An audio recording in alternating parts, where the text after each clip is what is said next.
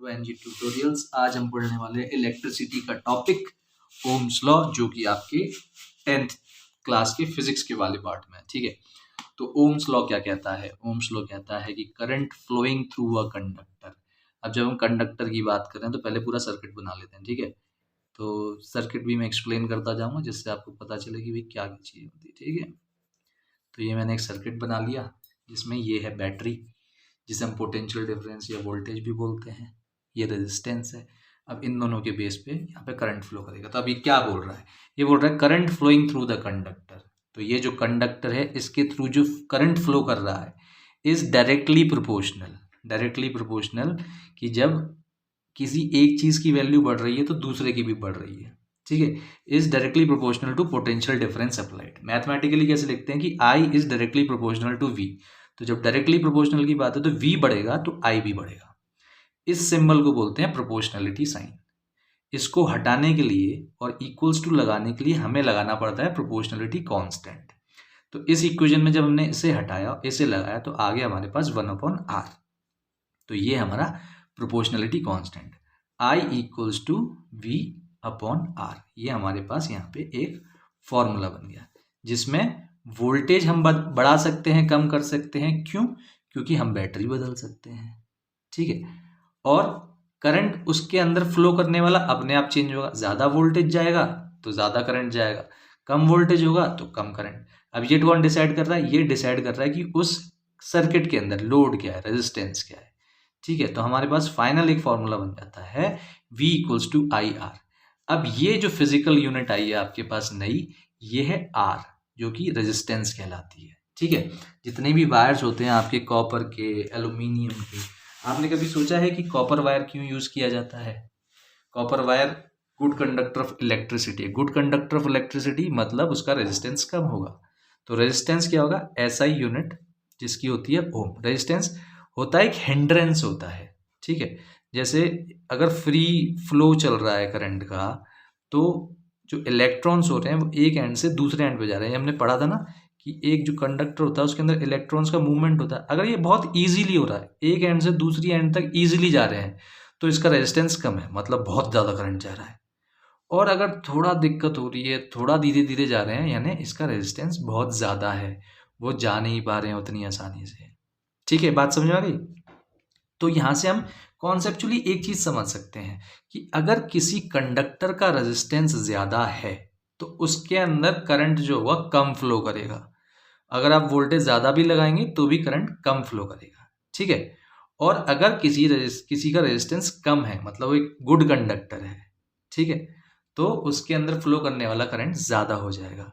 यानी कि जो आई है वो किसके बात पर डिपेंड करता है? वोल्टेज पे, कि भाई कितनी हैवी बैटरी लगाई है आपने, 5 वोल्ट की, 10 वोल्ट की, 15 वोल्ट की, 20 वोल्ट की। और रेजिस्टेंस पे कि भाई रेजिस्टेंस क्या है, वो कंडक्टर कौन सा है। क्या आप सेल से फ्रिज को उठा सकते हैं? नहीं, फ्रिज चलेगा ही नहीं सेल से, क्योंकि वोल्टेज बहुत कम है और रेजिस्टेंस बहुत ज़्यादा है, तो उसके अंदर जाने वाला करंट ज़ीरो हो जाएगा। ठीक है, क्या आप अपने मोबाइल, जो आपका मोबाइल की बैटरी होती है, उससे आप पंखा चला सकते हैं? जो आपका कूलर का पंखा होता है, नहीं चल सकता। क्यों? क्योंकि वहाँ पे रेजिस्टेंस बहुत ज़्यादा है। अब रेजिस्टेंस बहुत ज़्यादा हो गया या इन्फिनिटी हो गया तो करंट तो वहाँ पे जाने वाला ज़ीरो हो जाएगा। तो हमने देखा करंट किस किस बात पर डिपेंड करता है? करंट डिपेंड कर रहा है वोल्टेज पे, कितना बड़ी बैटरी लगी है, और रेजिस्टेंस पे, क्या लोड है। कुछ बुक्स में कुछ टीचर्स ऐसे भी पढ़ाते हैं, V is directly proportional to I, proportionality constant हटेगा, R आ जाएगा ना, V इक्वल्स टू IR।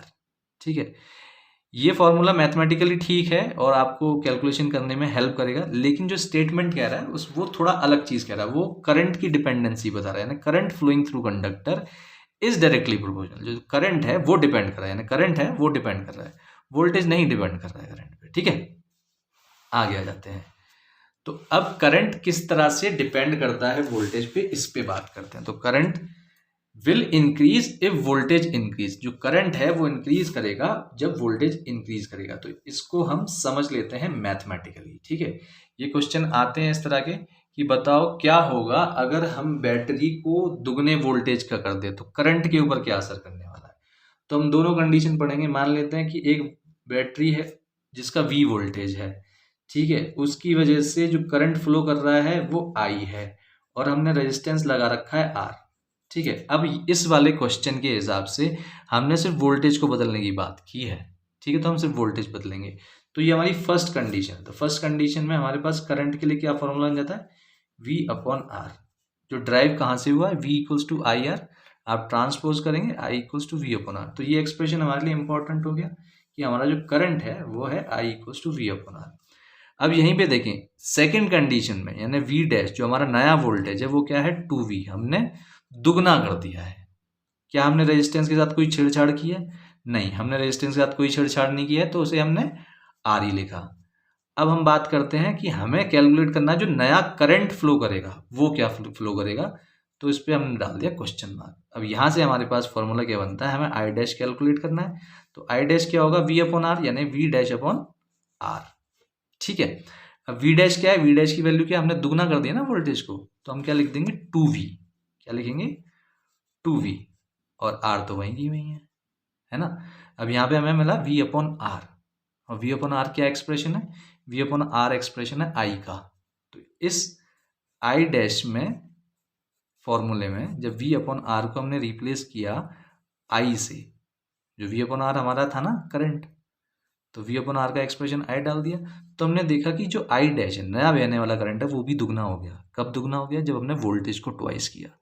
इसी तरह से अगर हम 3 टाइम्स करेंगे तो 3 गुना हो जाएगा, 4 टाइम्स करेंगे तो 4 टाइम्स हो जाएगा। इसी को बोलते हैं डायरेक्टली प्रोपोर्शनल, कि जब हमने वोल्टेज की वैल्यू बढ़ाई तो हमारी करंट की वैल्यू भी बढ़ी। आप होमवर्क में ये क्वेश्चन ले सकते हैं कि क्या होगा अगर वोल्टेज को 3 टाइम्स कर दो, क्या होगा अगर वोल्टेज को 4 टाइम्स कर दो, क्या होगा अगर वोल्टेज को 5 टाइम्स कर दो। इस तरह से कैलकुलेट करना, ये बहुत इंपॉर्टेंट क्वेश्चन है, ये डेफिनेटली आता है। आपसे अगर ओम्स लॉ पूछेंगे तो 1 नंबर के क्वेश्चन में ये भी साथ में दे देते हैं कि करंट पे क्या असर पड़ेगा वोल्टेज अगर इंक्रीज करता है। तो 2 नंबर का क्वेश्चन का न्यूमेरिकल बनाना होगा तो वो बोल देंगे चलो वोल्टेज हमने ट्वाइस कर दिया तो फिर क्या असर पड़ेगा करंट पे, करंट कितना हो जाएगा। तो इस तरह से आप कैलकुलेट कर सकते हैं। अब हम रेजिस्टेंस का इम्पैक्ट देखते हैं कि करंट पे क्या होता है।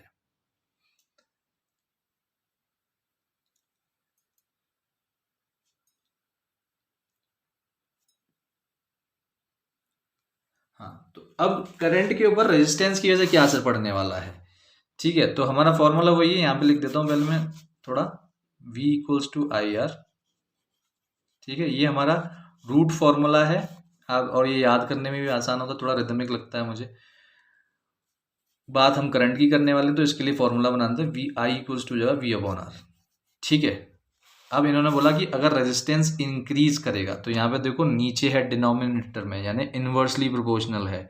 इन्वर्सली प्रोपोर्शनल, रेजिस्टेंस बढ़ा तो करंट नीचे जाने वाला है, यानी कम होने वाला है। तो current will decrease if resistance increase. ठीक है, अब इसे हम कैलकुलेट कैसे करेंगे, वही कंडीशन बनाते हैं। आपका क्वेश्चन आगे मान लेते हैं कि हम रेजिस्टेंस को ट्वाइस कर देते हैं तो करंट पे क्या इम्पैक्ट करेगा या करंट की वैल्यू कितनी हो जाएगी। तो स्टार्ट करते हैं, मान लेते हैं हमारी पहली कंडीशन के हिसाब से V हमें दे रखा है V। ठीक है, I हमारा I मान लेते हैं और रेजिस्टेंस हमारा R मान लेते हैं।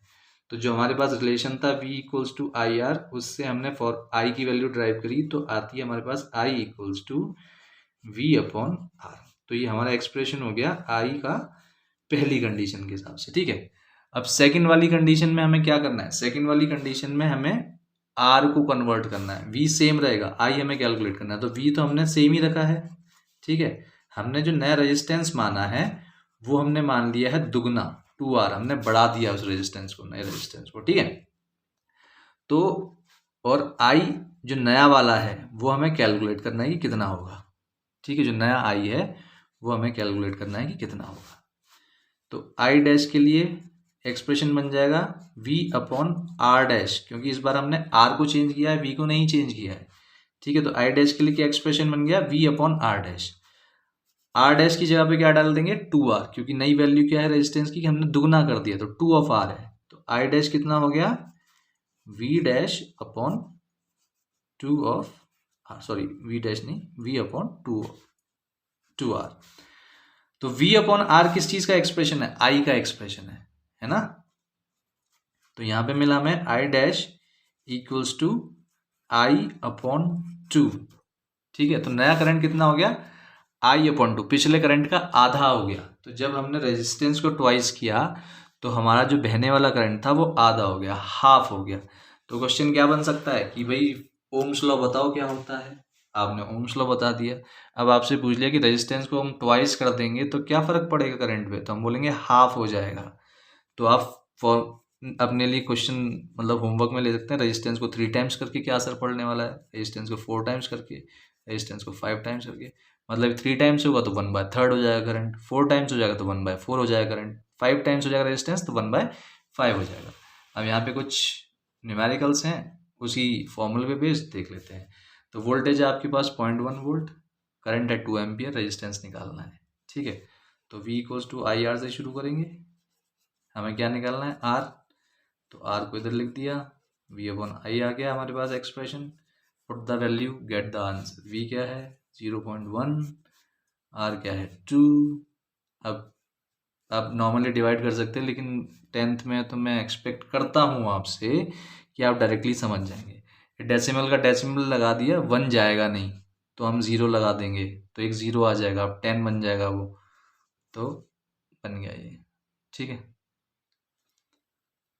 और रेजिस्टेंस की यूनिट क्या होती है, ओम। यूनिट हमेशा लिखें वरना टीचर लोग काट लेते हैं। यूनिट्स पे वो स्पेशली ध्यान देते हैं कि बच्चे ने यूनिट लिखी है या नहीं लिखी है, आधा नंबर काटने के लिए। ठीक है, आगे देख लेते हैं सैम्पल क्वेश्चन। यहाँ पे वोल्टेज है आपके पास 24 वोल्ट, रेजिस्टेंस आपका 60 ओम, करंट आपको कैलकुलेट करना है। तो रूट फार्मूला हमारा वही V = IR।